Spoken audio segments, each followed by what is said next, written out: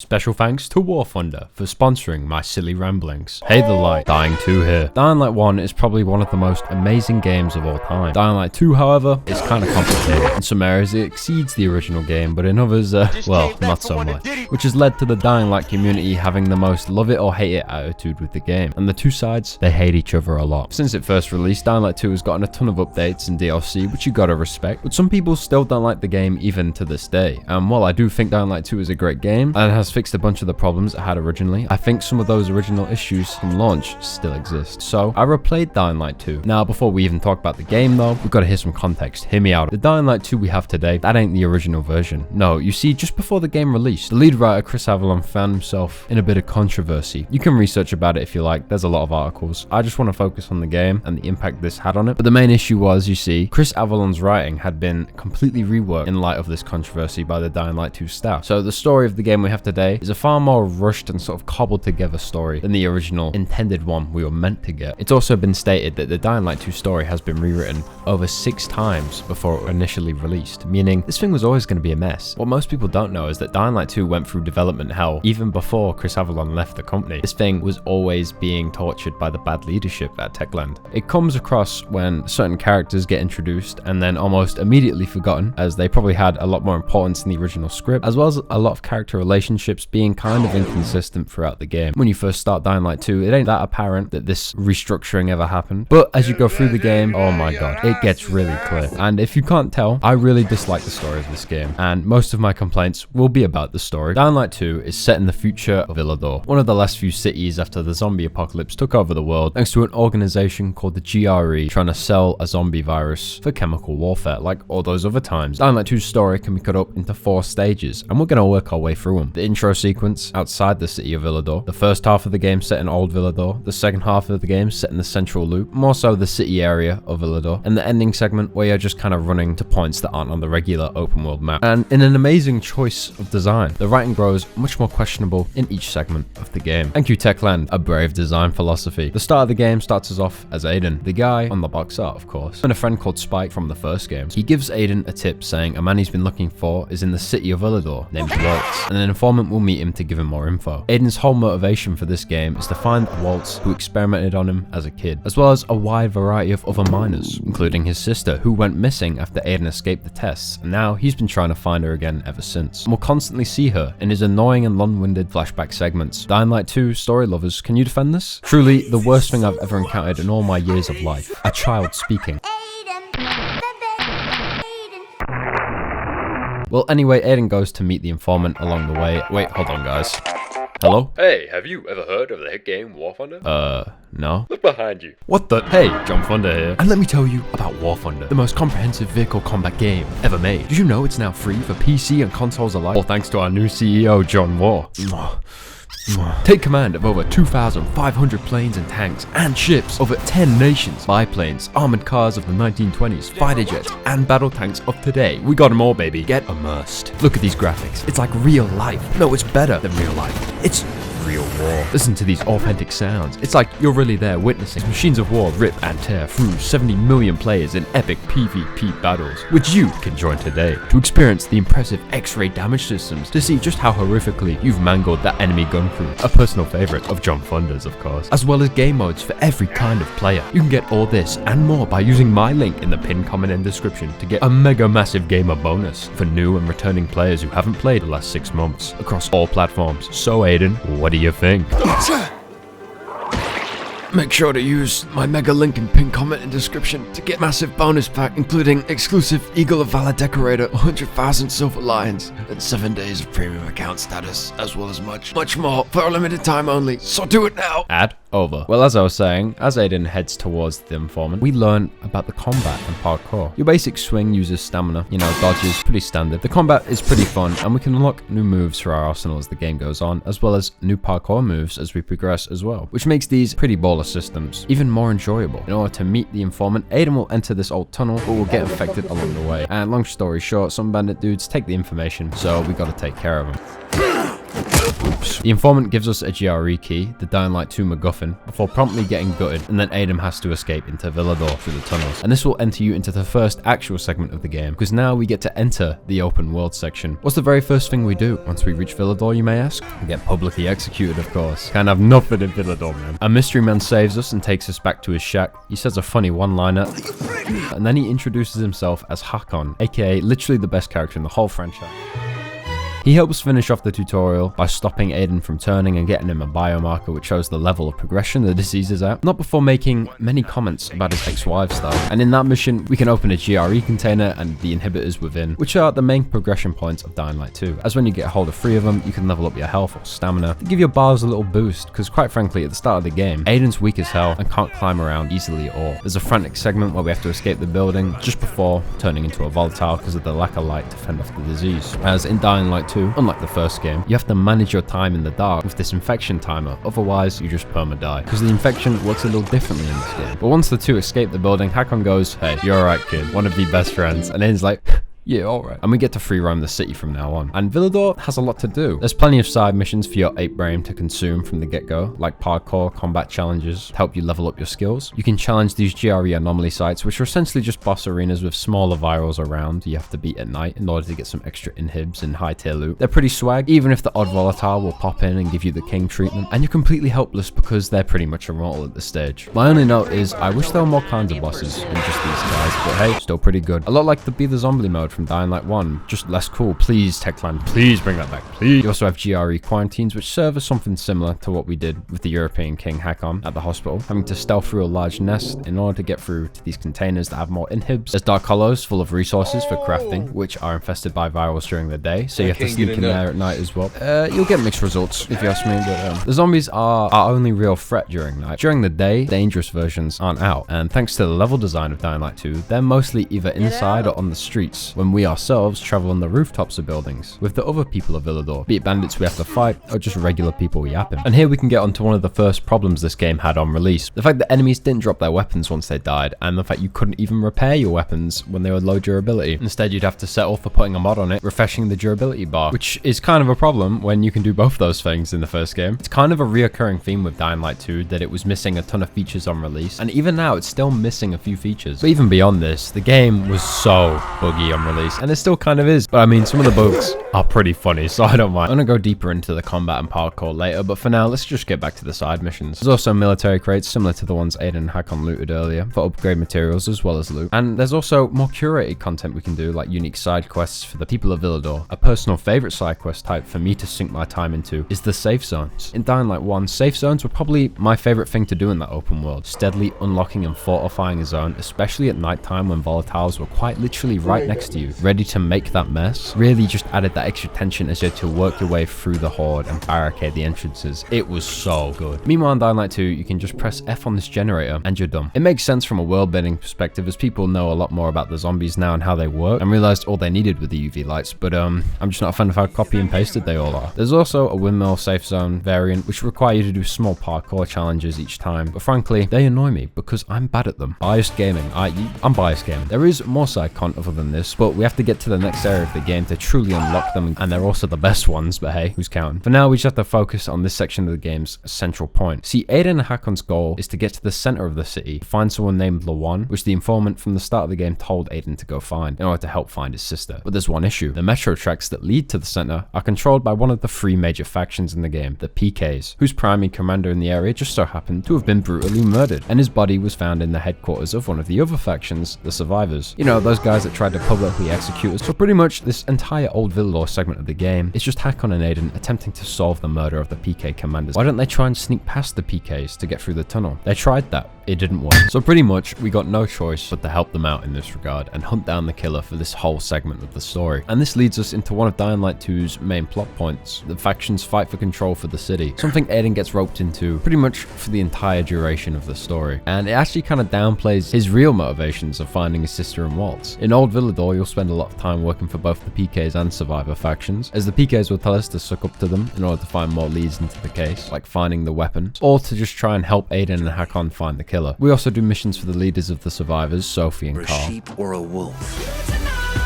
Mostly things like getting hold of resources, as well as dealing with bandits that were stealing from them and holding the water supplies hostage. This whole segment of the game, they try to make you spend an equal amount of time between the factions in order for you to get a good idea of which one you should side with. As this game is a choices matter game, the ending changes depending on what you do, and the game wants you to pick a side and stand with it for later on in the section, where Aiden has to choose which faction to side with after getting to know some of the colourful characters in each one and their motivations.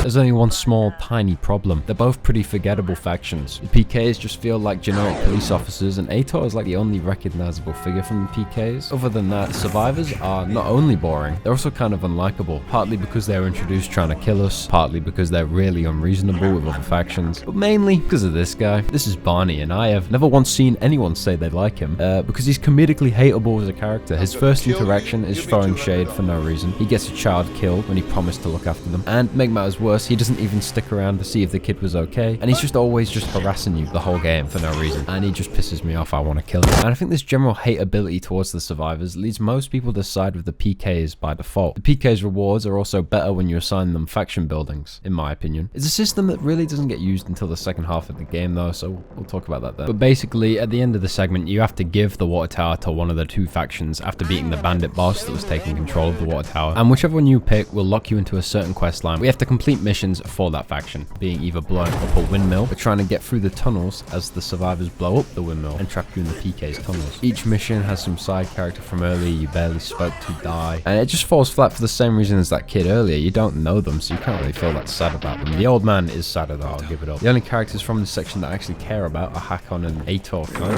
Oh my god. You see, the people of Villador have grown jealous of both Hakon's good writing and the sexual tension the two share, so they sent a sniper to kill him. Also, he's the guy that murdered that commander, by the way. Oh, and he was working for the main villain this whole time. Maybe he ain't a homie. At this point, there's another choices matter moment, and this one actually changes the ending of the game, and it's whether to save Hakon or not. Obviously, everyone's gonna pick to save him though, right? It's like, he's cool. He's just cool. But after saving Hakon and beating up the sniper, who was actually a woman, we can start to head over to the next section of the city through the tunnels. And we have a real interaction with the main villain here, after like 10 hours since we last saw him. And to this very day, I still can't decide if this action scene is hilarious or hard as hell.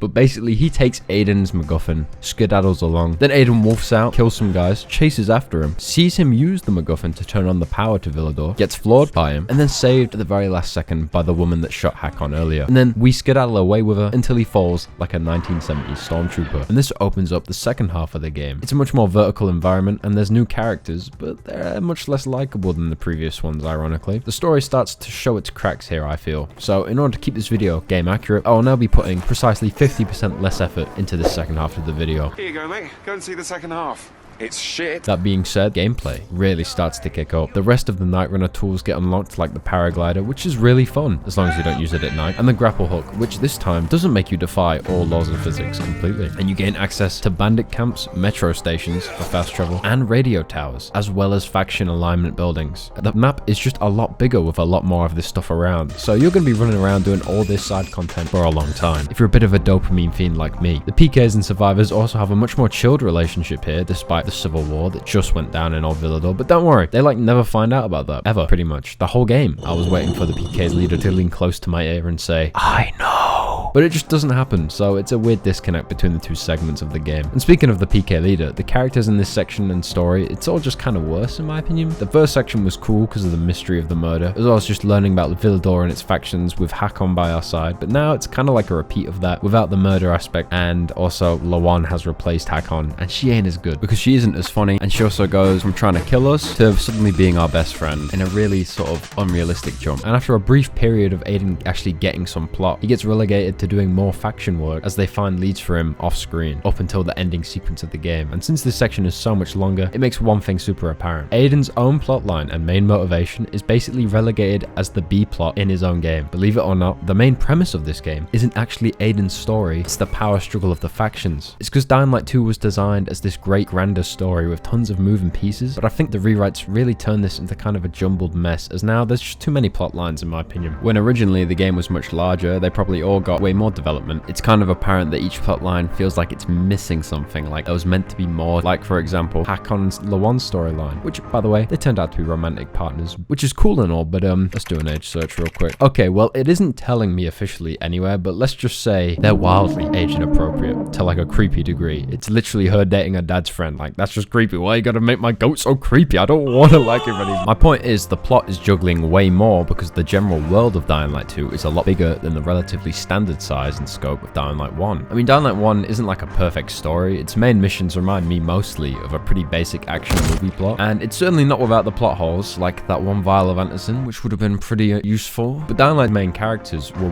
really good. Even ones like Raheem, which were kind of annoying, had impactful moments, or Rice, who is a generic one-note villain, but he's weirdly quotable and memorable.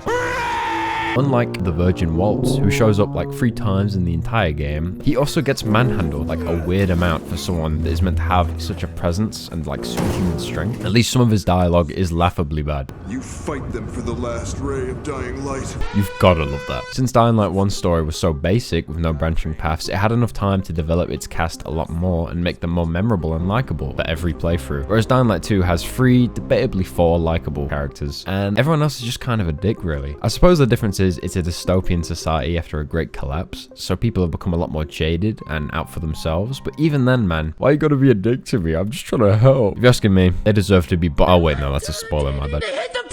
Now let's get into one of the main debates. Does Dying Light 2 have better gameplay than 1? Well, yes and no. I think for the most part, the parkour is a lot more fun and fluid when it works. Things like the paraglider and new parkour abilities really help give it that advantage over the first game. But on the other hand, I think the combat in this game is much less weighty and impactful than the first game, mainly because the first game ran off of a physics engine for hits, whereas in 2 it's much more animation based. It's more so a thing of where 1 just slightly edges it out because it feels more dynamic. Same thing with 2 and its parkour. 1 just slightly gets edged out by 2 because 2 has much more gameplay freedom with the parkour. And I have to say the human combat in 2 is much better because they don't just constantly block and dodge, you can actually hit them. I'd say between the both of them, the gameplay is about the same. The only reason people say 2 is worse is mainly because of things like the map and the story, and the fact that on release it was a lot less good than it is now, missing a ton of features as well as having a ton of bugs and just in general feeling super unfinished, without even trying some of the new stuff in the game, like new gameplay additions in the second half of the game. You can unlock the seasonal content and a questline to unlock the guns. See, originally Dying Light 2 was meant to have no guns because it's so far into the future, but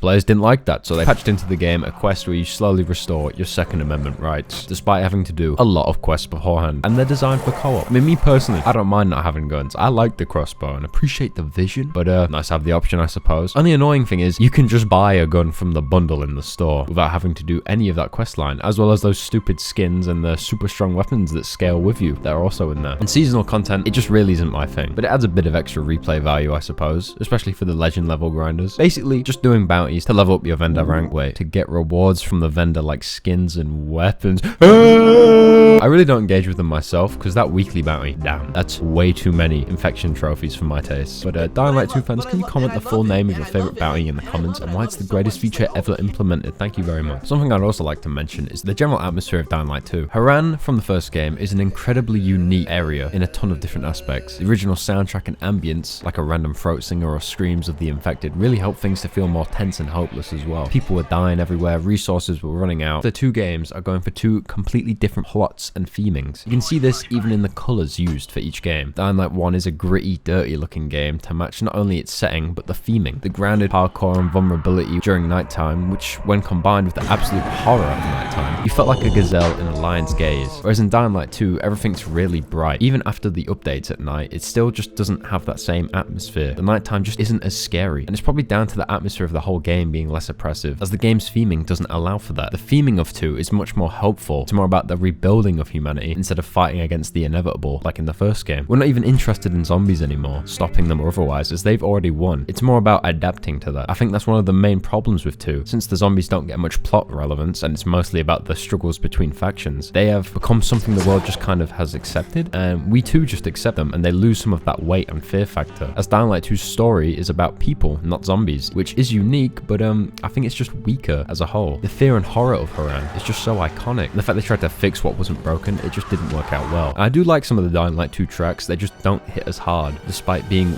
way more unique, which is weird. And Villador itself feels a lot more like a video game world than an actual lived-in city. Unlike Haran, felt like you could just go into any house in Haran and discover some small story. Anyway, in the second half of the game, Lawan, who was that sniper lady, reveals to us she was also experimented on as a child, like Aiden. So she tries to help us find an old GRE database to find out more about his past, Waltz, and where his sister might be. But lo and behold, when we end up finding, is covered in toxic chemical waste. So now Aiden has to help the PKs instead, with a little something being prepping for the best mission in the game, of course. And in return, the leader says he can find one of those old GRE scientists in the city. So now we have to mix with the locals a little while longer. The thing we're helping them with is to clear out the radio tower, the tallest building in Villador, so they can broadcast between settlements more easily and recruit new soldiers against the renegades and their leader, the Colonel, who's the leader of the PKs, Jack Matt. He's got some beef. The Tower Raid mission itself is the best story mission in the game because it's the one everyone remembers from this game. It's one of the few points in Dying Light 2 where the tension is actually cranked up to the max. The whole mission, you're just showing PK troops being wiped out with ease. Even Aiden has a moment where he's locked in with the hordes and realizing, oh shucks, I ain't built for this, man, until he manages to squeeze out and make it to the roof to get to the antenna, and as he's ascending, the music slowly swells up and grows more triumphant as he realizes, hey, I'm him. The second half of the game can go down in a variety of ways after you activate the antenna as well, since there's multiple faction paths and actually branching paths that can have some pretty varied missions depending on who you chillin' with, like the survivors who, ironically enough, despite being really hateable in the previous segment, are actually linked to the good ending despite, you know, being unlikable, which I really dislike as it takes away from the whole morally grey thing that the story should have been about. Instead, after this point, you're shown that both Jack Matt and Juan, the other two choices, are the wrong choices if you pick either of them. With Juan, that's fair enough, he's kind of a dick. He works for the PKs and he's basically just some rich guy that drinks fine wines and butchers people. His questline is much more on the spy side. There's a lot of trailing missions, they all suck, and his whole thing is exposing how the PKs are actually really corrupt. But I mean, he dies in a really interesting way if you take the PK questline. But then when you do align with him, you'll realize it's actually the worst ending in the game. My bad. At least he's like comedically evil, so you kind of want to see where it goes. But with Jack, it's just kind of a gotcha moment because there's barely any evidence beforehand of him being power hungry until you actually lock yourself into his ending, or are shown it when you lock yourself into the survivor ending. It's just kind of lame how Techland made good and bad endings so clear cut, as well as making it a complete gotcha moment by showing us one thing, then switching the dynamics immediately afterwards, making it so if you like the PKs at all, you're a bad person and deserve the bad ending, when really, they were shown as more likable throughout the game, because the writing of the other guys were just kind of dookie. From what I've seen, most people were just aligned with my homies the PKs, I feel, especially since one of the good characters in the game was a PK and just died inside the tower to help us get there. Rip Ro, you sung that song one time. But the good news is, after only 1 or 2 missions after the radio tower, you'll finally get back to doing Aiden's questline, as the factions will find the old GRE scientist for you, which you'll go and meet up with, and then you and her will explore the old GRE site in the observatory. She'll give you a bit of juice to survive those DNA melting chemicals, and let's just skip ahead a bit. We find Waltz, remember that guy? Yeah, me neither. And he reveals he turned on the city's power just so he could shoot some missiles at the city to blow it all up. Anyway, Aiden wolfs out, kills the doctor, cause lol, funny moment. Then he passes out for the millionth time, which I swear to God, Aiden, I swear he passes out in every cutscene. It's so maddeningly annoying. Canned Crane could never, okay? Not my Crane. From here, you're sort of in the ending segment of the game. The city's been destroyed by the missiles, and there's clouds covering the sky, so you can actually become infected during daytime. You also meet up with Lawan and try to convince her not to go kill the Colonel, and she basically just friend zones Aiden. And then the missions after this are basically just about confronting the Colonel, who's been working with Waltz this whole time. And by the way, he's got to be the most hell don't show character in the whole game. He actually has 2 minutes of screen time, despite being pivotal to the plot. Probably just another example of what the rewrites did, I'm imagining. Turns out though, he's actually a chill dude, and I kind of fuck with him. Maybe he is Aiden's best friend now? He'll send us off to the facility X13, which is where Waltz is heading, and the only place where we can stop the second missile strike launch, which will annihilate the entire city. And I'm pretty sure this segment is the only part of the game that wasn't improved by the many updates the game had, for 2 reasons. One, it's still buggy as hell. Dialogue will trigger that makes no sense, like Hakon radioing Aiden despite the two of them not speaking since all the way back in Old Villador. The main issue is that all of this dialogue is meant to trigger if you pick the survivor ending, but there's 2 other endings where they trigger anyway, and they make no sense in the context of those endings, because Hakon is never forgiven and he doesn't join the Night Runners. You can tell they designed the survivor ending as the main ending. So the two other endings are not only buggy and confusing because of this extra dialogue, they're also just less satisfying in general. Like in my Juan run, I got jumped on the van ride over, and after beating the renegades attacking us, Juan was just there for some reason, despite not interacting with him for that whole segment. If I'm wrong, someone please explain, but this segment just feels really buggy and weird. But for now, let's just finish up. In this ending segment, you can confront Hakon again as he's laid an ambush for you if you didn't align with the survivors, because he'll still work for Waltz. Depending on how you've treated him throughout the game, he'll either fight you here, or he'll get taken down by some level 1 grunts, and then saved by Lawan, leaving us to confront Waltz alone. And there, we'll finally see Mia in the last 20 minutes of game time. But Waltz be waiting for you for the final boss fight, and he'll reveal to you,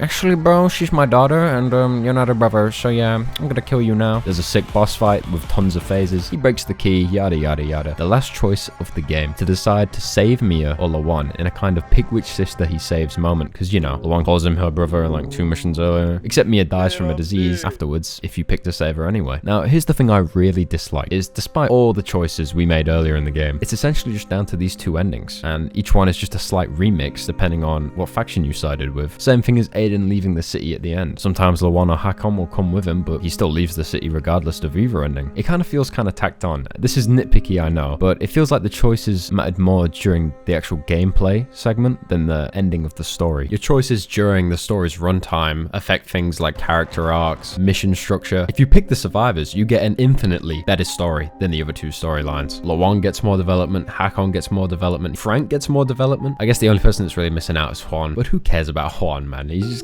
kind of a gag. Oh, and I also wish the factions were more morally grey, because the fact that PKs turn out to be bad just because Jack Matt is kind of an asshole really annoys me. Overall, I think the multiple choice system is a cool idea, and it does offer you a lot of gameplay freedom, but I think a more standard story would have just ended up better. A lot of the current story falls flat for me, and I think it's just because of the fragmented storylines, and the fact that it feels like the devs only designed the survivor ending as like the actual satisfying ending, and the other ones just feel a lot more stripped down and kind of incomplete. I mean, I get giving Juan a bad ending because, you know, his is the bad ending, but giving the PKs a bad ending is just kind of like unfair because they're portrayed as being quite good in most points in the game. I think a more standard story would have just been a bit stronger. With a more standard story, it could have played to its strengths a lot more, like in Dying Light 1. The branching paths really just slow down the pacing in some sections with pointless choices like these, or it makes you miss key moments for other characters. It's just messy. But probably the worst part for me, the Waltz and Mia storyline just gets sidetracked all the time, whereas in the first game, the main villain was constantly interacting and threatening you the whole game. Plus, honestly, I could rant about my thoughts behind the story for a long time, but this video, it's gonna get too negative, which is not what I'm trying to do. I'm trying to uplift this game a bit. The game itself is really enjoyable when you play it the whole way through, especially after the updates to nighttime weapons, all that stuff. The gameplay carries the game super hard. It's just kind of disappointing that in some areas the game falls short because of how hyped up the game was before launch. I'd say after all the updates and the Bloody Ties DLC, oh yeah, there's a DLC, it's pretty good. You're like a wrestler or something. Anyway, the current Dying Light 2, I'd say, is better than the first game in some areas, but still severely lacking in others. And after replaying it, I get why people would love this game. And for me personally, I do like Dying Light 2. I enjoy playing it. I like the gameplay. Frankly, after I replayed it again, I've really come around to it quite a bit. Even the story, ironically,